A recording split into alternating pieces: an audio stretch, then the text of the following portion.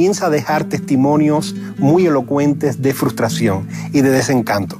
Claro, cuando hacían el diagnóstico, ¿no?, del fracaso de los primeros proyectos republicanos, recurrían a argumentos múltiples. Algunos se quejaban del surgimiento de caudillismos, de identidades regionalistas que iban hacia la fragmentación de las pequeñas unidades territoriales de las repúblicas hispanoamericanas. Otros se quejaban de las guerras civiles, otros se quejaban de algo muy cierto, que son las amenazas a las soberanías de cada una de las repúblicas hispanoamericanas por parte de las potencias europeas. No, en ese momento no de los Estados Unidos, sino las potencias que estaban ligadas a la Santa Alianza y los proyectos de reconquista de Hispanoamérica por parte de Fernando VII. Ahora, al final, todo ese cuadro terrible de desencanto, de desaliento frente a la obra republicana, comienza a generar reacciones, ¿no? Entonces, las disputas en torno a distintos modelos constitucionales, como el modelo constitucional unitario centralista por un lado y el federalista moderado o el federalista radical por el otro, surgen como soluciones al primer desencanto frente a la República, pero naturalmente avivan aún más los conflictos, ¿no? Porque hay una pugna entre distintos modelos políticos cuando había una corriente, yo diría mayoritaria en esa generación, que era la de crear una confederación de repúblicas hispanoamericanas. El proyecto que más avanza en ese sentido es el de Bolívar, que convoca a un congreso en Panamá en 1826 para reunir a los representantes de cada una de estas repúblicas, pero él acompaña esa convocatoria de la recomendación de adopción de un modelo único para todas las repúblicas, que sería la República Unitaria, con algunas instituciones sumamente controversiales en aquella época, como la presidencia vitalicia, el Senado hereditario, que provocan reacción entre muchos de los republicanos de esa generación. Tanto en el conservadurismo como en el liberalismo mexicano e hispanoamericanos de mediados del siglo, uno puede ver las reacciones contra el desencanto de las primeras repúblicas.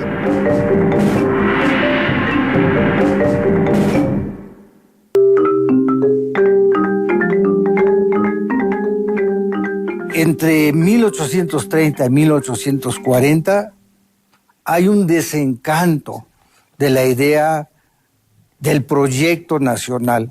Tanto en el conservadurismo como en el liberalismo mexicano e hispanoamericanos de mediados del siglo, uno puede ver las reacciones contra el desencanto de las primeras repúblicas. Antonia, en México hacia la misma época, hacia la mitad del siglo, no solamente hay un desencanto, hay un verdadero trauma por la invasión norteamericana, la pérdida del territorio y la desmoralización general que se expandió por el país. ¿Cuáles fueron los efectos de esas catástrofes en la formación de la conciencia nacional? Bueno, hablábamos hace un momento del Diccionario Universal de Historiografía. Esta obra que se hace con el fin de dar a conocer México a los mexicanos y aparte de dar a conocer México al mundo.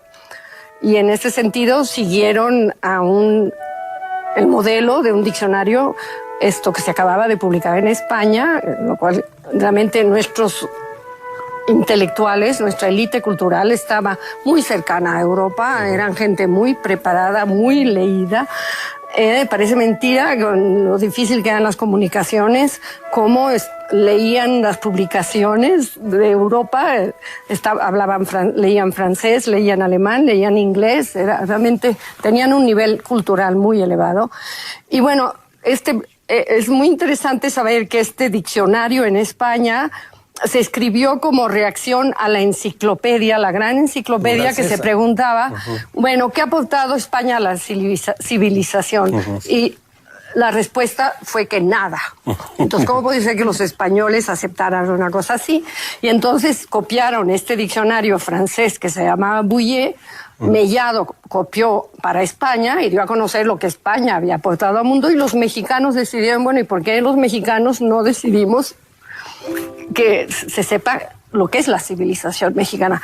Y sobre todo también que los mexicanos supieran cuál era el territorio que tenían, cuál era la diversidad étnica, la diversidad lingüística que los enriquecía su pasado, tanto el prehispánico como el colonial, porque además sus hombres ilustres. La primera gran imagen totalizadora de México. A veces es interesante, porque dice, para que sepan los mexicanos, un poco como que dice ahora Sarkozy, a quién venerar y a quién despreciar. Así lo dice.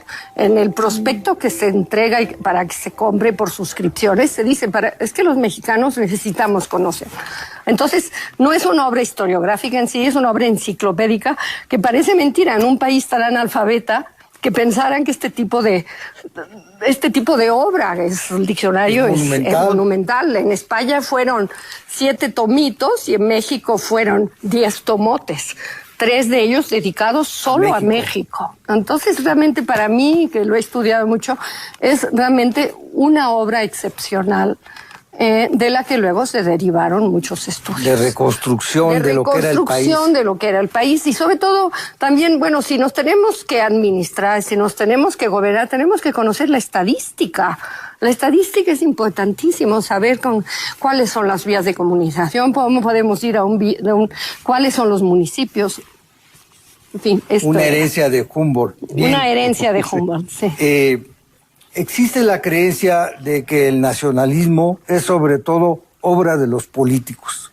Sin embargo, los numerosísimos estudios que recientemente se han consagrado a la formación del nacionalismo muestran que fue también y en unos aspectos fundamentalmente tarea de educadores, de historiadores, de músicos, de poetas, de novelistas, de artesanos, de periodistas y otros creadores. Itzel, ¿cuál fue la participación de estos creadores en el nacionalismo mexicano del siglo XX?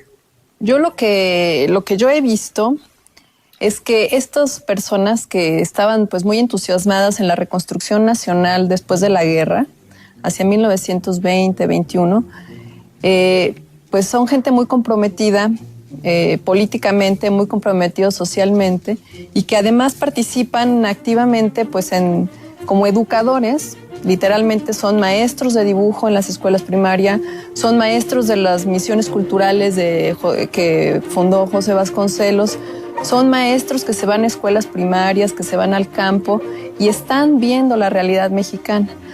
Paralelamente están también metidos en partidos políticos. Son personas que el arte en esa época pues no estaba circunscrito a un mercado de arte como ahora, que hay en galerías y en museos, etcétera. Esto no existía y la mayoría de estas artistas que forjaron el arte nacionalista pues eran funcionarios, eran maestros y de eso vivían. Y adicionalmente pintaban, ¿no? Entonces, bueno, entonces estaban muy compenetrados de la realidad y muy involucrados con asociaciones políticas y con la vida social realmente. Y además, pues tienen toda esta esperanza de reconstrucción. Y bueno, toda esta mística revolucionaria acerca del protagonismo del pueblo como nuevo forjador de la historia, se refleja totalmente en esta obra, ¿no? Entonces, son gente que además, por ejemplo, Diego Rivera, por ejemplo, David Alfaro Siqueiros, por ejemplo, José Clemente Orozco, que son los 3 grandes, pero también hay una infinidad de artistas como Tamayo, como Julio Castellanos, como Manuel Rodríguez Lozano, como Abraham Ángel, en fin, muchos artistas, muralistas y pintores de caballeta o artistas gráficos que están, además participan del conocimiento de las ciencias sociales, saben de antropología, saben de arqueología, saben de filosofía, y todo esto se expresa en sus obras. Entonces no son ilustradores de una ideología de Estado,